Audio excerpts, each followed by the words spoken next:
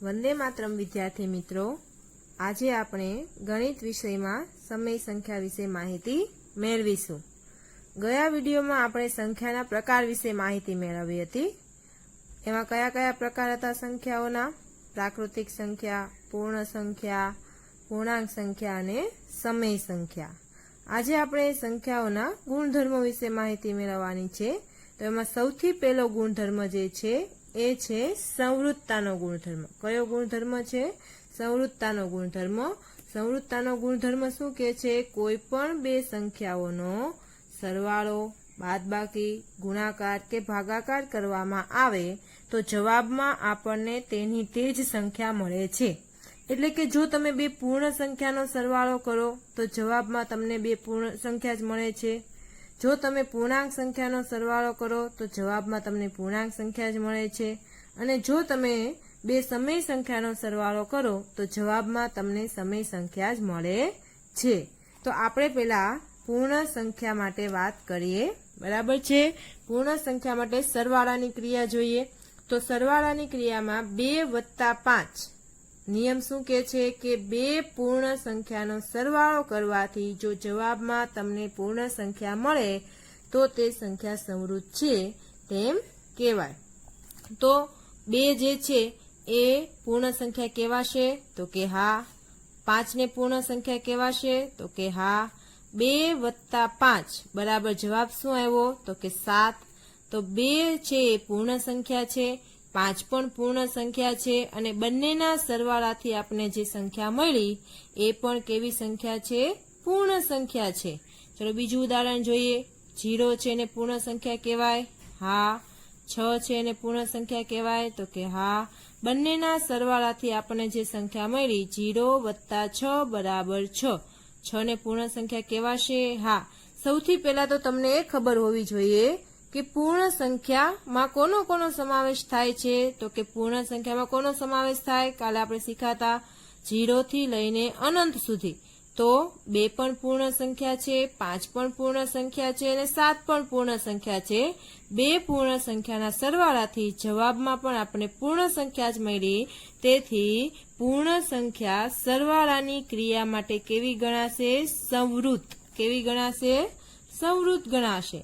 बराबर छे। चालो हवे बादबाकीनी वात करीए तो 2 जे छे ए पूर्ण कहेवाशे? हा। 5 पूर्ण कहेवाशे? हा।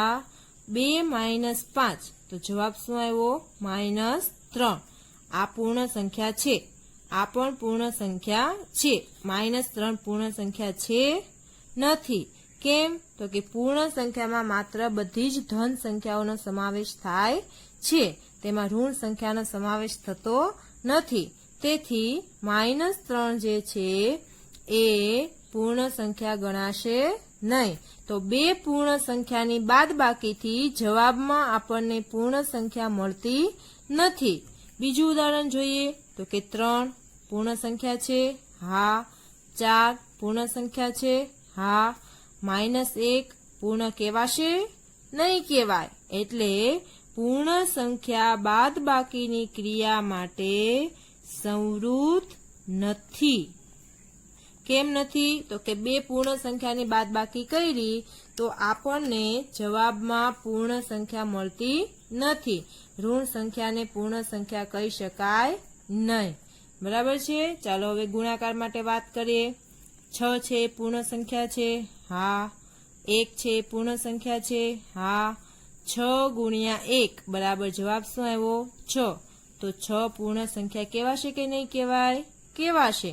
तो 2 पूर्ण संख्याना गुणाकारथी जवाबमां आपणे कई संख्या मळी?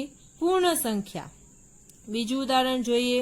2 × 4 2 पूर्ण संख्या छे, 4 पण पूर्ण संख्या छे। 2 × 4 એટલે જવાબ કેટલો આવ્યો? 8। 8 પણ કેવી સંખ્યા છે? पूर्ण संख्या छे। એટલે કે 2 × 4 बराबर 8। पूर्ण संख्या गुण્યા पूर्ण संख्या तो जवाबमां पण आपणे कई संख्या मळी? पूर्ण संख्या। એટલે કે 2 पूर्ण संख्याना गुणाकारथी आपणने जे जवाब मळे छे ए पण पूर्ण संख्या छे। તેથી पूर्ण संख्याओ गुणाकारनी क्रिया माटे शुं गणाशे? संवृत। शुं गणाशे? संवृत। ચલો હવે આપણે કઈની વાત કરીએ, ભાગાકારની. ભાગાકારની ક્રિયા જોઈએ તો 5/4. 5 કેવી સંખ્યા છે? પૂર્ણ સંખ્યા. 4 કેવી સંખ્યા છે? પૂર્ણ સંખ્યા. બંનેના ભાગાકાર કર્યો તો જવાબમાં આપણે શું મળ્યું? 5/4. 5/4 એ પૂર્ણ સંખ્યા કહેવાશે? નહીં કહેવાય. કેમ નહીં કહેવાય? પૂર્ણ સંખ્યા એટલે તો આખી સંખ્યા આવે. આ કઈ સંખ્યા મળી આપણને? અપૂર્ણાંક સંખ્યા. તો બે પૂર્ણ સંખ્યાનો ભાગાકાર કર્યો તો આપણને જવાબમાં કઈ સંખ્યા મળી? અપૂર્ણાંક સંખ્યા મળી. તો બે પૂર્ણ સંખ્યાના ભાગાકારથી આપણને પૂર્ણ સંખ્યા મળતી નથી. તેથી ભાગાકારની ક્રિયા માટે પૂર્ણ સંખ્યા જે છે એ સંવૃત ગણાશે નહીં. શું કામ નહીં ગણાય? સંવૃત શું કામ નથી? કેમ કે બે પૂર્ણ સંખ્યા. જો બીજું ઉદાહરણ જુઓ, 3/7. 3/7. 3 જે છે એ પૂર્ણ સંખ્યા ગણાશે? હા, ગણાશે. 7 ગણાશે. બંનેનો ભાગાકાર કર્યો તો જવાબ શું મળ્યો? 3/7. તો 3/7 જે છે એ પૂર્ણ સંખ્યા ગણાશે? ગણાશે? બોલો તો ચાલો. તો નહીં ગણાય. એટલે ભાગાકારની ક્રિયા પૂર્ણ સંખ્યા માટે સંવૃત નથી. બરાબર છે?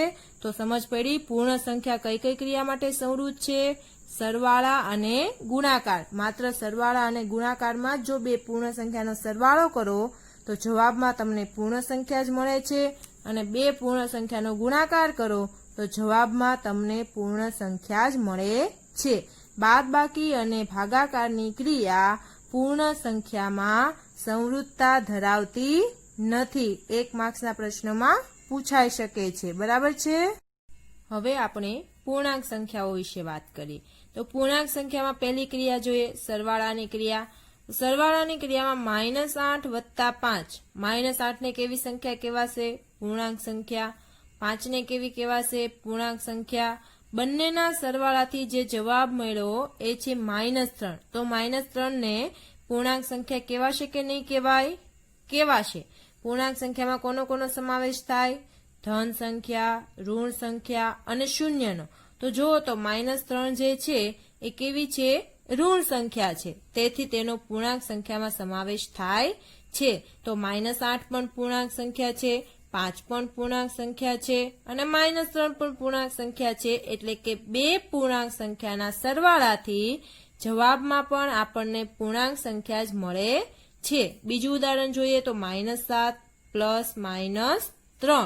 તો બંનેના સરવાળાથી આપણે જવાબ શું મળ્યો? -10. તો -10 ને પૂર્ણાંક સંખ્યા કહેવાય કે ન કહેવાય? કહેવાશે. એટલે કે બે પૂર્ણાંક સંખ્યાના સરવાળાથી જવાબમાં પણ આપણને પૂર્ણાંક સંખ્યા જ મળે છે. તેથી પૂર્ણાંક સંખ્યા સરવાળાની ક્રિયા માટે કેવી ગણાશે? સંવૃત ગણાશે. કેવી ગણાશે? સંવૃત. ચલો બાદબાકીની ક્રિયાની વાત કરીએ તો બાદબાકીમાં 5. 5 ને પૂર્ણાંક કહેવાય? હા, કહેવાય. -7. તો 7 જે છે એને પૂર્ણાંક કહેવાય કે ન કહેવાય? કહેવાશે. બંનેની બાદબાકીથી આપણને જવાબ શું મળ્યો? -2. તો પૂર્ણાંક સંખ્યા માઇનસ પૂર્ણાંક સંખ્યા, તો જવાબ પણ શું મળ્યો? પૂર્ણાંક સંખ્યા. તો પૂર્ણાંક સંખ્યા મળ્યો, તેથી તે સંવૃત ગણાશે કે નહીં ગણાય? ચલો તો કહો તો. ગણાશે. તો બે પૂર્ણાંક સંખ્યાની બાદબાકીથી આપણને પૂર્ણાંક સંખ્યા જ મળે છે. તેથી પૂર્ણાંક સંખ્યા બાદબાકીની ક્રિયા માટે સંવૃત છે તેમ કહેવાય. બીજું ઉદાહરણ જોઈએ, -7 -8. તો જવાબમાં આપણે શું મળ્યું? -15. તો સંવૃત છે? હા. હવે ગુણાકારની વાત કરીએ તો કે 5 × 4. 5 જે છે એ પૂર્ણાંક સંખ્યા છે, 4 પણ પૂર્ણાંક સંખ્યા છે. બંનેનો ગુણાકાર કર્યો 5 × 4 એટલે જવાબ શું આવ્યો? તો કે 20. બંનેના ગુણાકારથી જે સંખ્યા મળી એ પણ કેવી છે? પૂર્ણાંક. તેથી પૂર્ણાંક સંખ્યા ગુણાકારની ક્રિયા માટે કેવી ગણાશે? સંવૃત ગણાશે. કેવી ગણાશે? સંવૃત ગણાશે. ચલો હવે ભાગાકારની વાત કરીએ તો -16/7. -16 કેવી છે? પૂર્ણાંક સંખ્યા છે. 7 કેવા છે? પૂર્ણાંક સંખ્યા છે. બંનેનો ભાગાકાર કર્યો તો -16/7 જવાબ આવ્યો. બરાબર છે. તો -16/7 છે એની પૂર્ણાંક સંખ્યા કેવાશે? વિચારો તો. કેવાશે? નહીં કહેવાય. કેમ નહીં કહેવાય? કેમ કે પૂર્ણાંક સંખ્યામાં માત્ર ને માત્ર ધન સંખ્યા આવશે, ઋણ સંખ્યા આવશે અને શૂન્ય આવશે. તો જુઓ તો આ જે છે એ ધન, ઋણ અને શૂન્યમાંથી છે. ઋણ સંખ્યા તો છે પણ કેવી છે? અપૂર્ણાંક છે. તેથી આ સંવૃત નથી. ભાગાકારની ક્રિયા પૂર્ણાંક સંખ્યા માટે સંવૃત નથી. તો પૂર્ણાંક સંખ્યામાં કોણ કોણ સંવૃત કહેવાશે? સરવાળાની ક્રિયા, બાદબાકીની ક્રિયા અને ગુણાકારની ક્રિયા. ભાગાકારની ક્રિયા સંવૃત થશે નહીં. બરાબર છે. ચાલો હવે આપણે સમય સંખ્યા વિશે વાત કરીએ. તો સમય સંખ્યામાં કઈ કઈ ક્રિયા સંવૃત થશે? પહેલા આપણે સરવાળાની વાત કરીએ તો કે 3/5 પ્લસ 5/4 બંનેનો સરવાળો કરવાનો છે. તો અપૂર્ણાંક સંખ્યાનો સરવાળો કરવો હોય તમને ખ્યાલ જ હશે કે સમય સંખ્યાને કયા સ્વરૂપે દર્શાવવામાં આવે છે? પીના છેદમાં ક્યુ, એટલે કે અંશ અને છેદ. જો તો આ બંને સંખ્યાઓ અંશ અને છેદ સ્વરૂપે છે. હા, તો બંને સંખ્યાઓ જે છે એ સમય સંખ્યા છે અને બંનેનો આપણે શું કરવાનો કીધો છે? સરવાળો. તો 3/5 વત્તા 5/4 જે છે એ અપૂર્ણાંક છે. તેથી બંનેના છેદ શું કરવા પડે? સરખા કરવા માટે. અને સરખા કરવા માટે બંનેના છેદનો શું કરવો પડે? લસા લેવો પડે. તો છેદનો લસા શું આવ્યો? 20. હવે 4 તેરી 12 ને 5 25. બંનેનો સરવાળો કરો. 25 વત્તા 12 બરાબર કેટલા આવશે? 37/20. તો બે સમય સંખ્યાનો સરવાળો કરવાથી જવાબમાં પણ તમને કેવી સંખ્યા મળી? આને સમય કહેવાશે કે નહીં કહેવાય? 37/20 કહેવાશે. કેમ કહેવાશે? તો કે એ અંશ અને છેદ સ્વરૂપે છે. તો અંશ અને છેદ સ્વરૂપે જે સંખ્યા આપેલી હોય એ બધી સંખ્યાઓ કેવી ગણાય? સમય. તો બે સમયના સરવાળાથી આપણને જવાબ પણ કેવી સંખ્યા મળી? સમય સંખ્યા. તેથી તે સંવૃત ગણાય છે. બરાબર છે. ચાલો હવે આપણે બાદબાકીની વાત કરીએ તો 5/8 માઇનસ 3/5. બરાબર છે. તો બંનેના છેદ સરખા કરવા માટે છેદનો લસા લીધો. તો 8 અને 5 નો લસા કેટલો આવ્યો? 40. 5 25. 8 તેરી 24. 25 માઇનસ 24 બરાબર જવાબ કેટલો આવ્યો? 1/40. 5/8 જે છે એ સમય સંખ્યા છે. 3/5 છે એ સમય સંખ્યા છે. અને બંનેની બાદબાકીથી જવાબમાં જે સંખ્યા મળી એ પણ આપણે કેવી સંખ્યા મળી? સમય સંખ્યા. તો બે સમય સંખ્યાની બાદબાકીથી જવાબ પણ આપણે સમય સંખ્યા જ મળે છે. તેથી સમય સંખ્યા માટે બાદબાકીની જે ક્રિયા છે એ સંવૃત છે. બરાબર છે. હવે ગુણાકારની વાત કરીએ તો 1/3 સમય સંખ્યા છે. 4/7 સમય સંખ્યા છે. અંશ સાથે અંશ ગુણવાનો, છેદ સાથે છેદ ગુણવાનો. તો 4 × 1 એટલે કેટલા આવ્યા? 4. અને 7 × 3 એટલે કેટલા આવ્યા? 21. તો જવાબ શું મળ્યો આપણે? 4/21. તો 4/21 છે એ સમય સંખ્યા છે. હા, તો બે સમય સંખ્યાના ગુણાકારથી જવાબમાં પણ આપણને કઈ સંખ્યા મળે છે? સમય સંખ્યા. તેથી સમય સંખ્યા ગુણાકારની ક્રિયા માટે સંવૃત છે. હવે આપણે વાત કરીએ ભાગાકારની ક્રિયાની. 5/8 સમય સંખ્યા છે. ભાગ્યા 3/5 સમય સંખ્યા છે. હવે બે અપૂર્ણાંક સંખ્યાના ભાગાકાર કરવા માટે બીજી જે સંખ્યા છે એને શું કરવું પડશે? વ્યસ્ત કરવું પડશે. એટલે ગુણાકારમાં ફેરવાશે. 5/8 ગુણ્યા 5/3 આનું વ્યસ્ત કર્યું. દેખાય છે બધાને? હવે 5 25. 8 તેરી 24. 25/24 કઈ સંખ્યા મળી? સમય. તો આ ભાગાકારની ક્રિયા છે એ સમય સંખ્યા જે છે એ સંવૃત ગણાશે કે નહીં ગણાય? ગણાશે. પરંતુ જો કોઈ સમય સંખ્યા એ માટે a/0 એ અવ્યાખ્યાયિત છે. એટલે કોઈ પણ સંખ્યાના છેદમાં એના છેદમાં 0. એ એટલે આપણે શું કહેવાય? કોઈ પણ સંખ્યા. એ એટલે શું કહેવાય? કોઈ પણ સંખ્યા. એના છેદમાં 0 હોય. આપણે પહેલા જ વાત કરી કે પી ના છેદમાં ક્યુ હોય તો પી તરીકે તમે ધન, ઋણ અને શૂન્ય લઈ શકો. પણ ક્યુ એટલે માત્ર ને માત્ર ધન સંખ્યા જ હોવી જોઈએ ત્યાં ઋણ કે શૂન્ય આવી શકે નહીં. જો કોઈ પણ સંખ્યાના છેદમાં શૂન્ય આવે તો એ કેવું પદ કહેવાય? અવ્યાખ્યાયિત કહેવાય. તો અહીંયા જો કોઈ પણના છેદમાં શૂન્ય આવે તો એ સંખ્યા સમૃદ્ધ ગણાશે નહીં, કેમ કે તેને સમય સંખ્યા ગણાય નહીં. ક્યુ બરાબર 0 આવે નહીં. એટલે ભાગાકારની ક્રિયા માટે સમય સંખ્યા સમૃદ્ધ નથી. બરાબર છે. તો સમય સંખ્યાઓ કઈ કઈ ક્રિયા માટે સમૃદ્ધ થઈ? સરવાળા માટે, બાદબાકી માટે, ગુણાકાર માટે અને ભાગાકાર માટે. ચાલો આપણે જે આગળ અભ્યાસ કર્યો એના પરથી આ કોષ્ટક પૂર્ણ કરવાનું છે. તો કઈ કઈ ક્રિયાઓ કઈ માટે સંખ્યાઓ સમૃદ્ધ છે તે મને કહેવાનું છે. પ્રાકૃતિક સંખ્યાઓ જે છે એ સરવાળા માટે સમૃદ્ધ ગણાશે કે હા. બાદબાકી માટે સમૃદ્ધ ગણાશે ના. ગુણાકાર માટે હા અને ભાગાકાર માટે ના. બરાબર છે. તો પૂર્ણ સંખ્યાઓ જે છે એ કઈ કઈ ક્રિયા માટે સમૃદ્ધ હતી?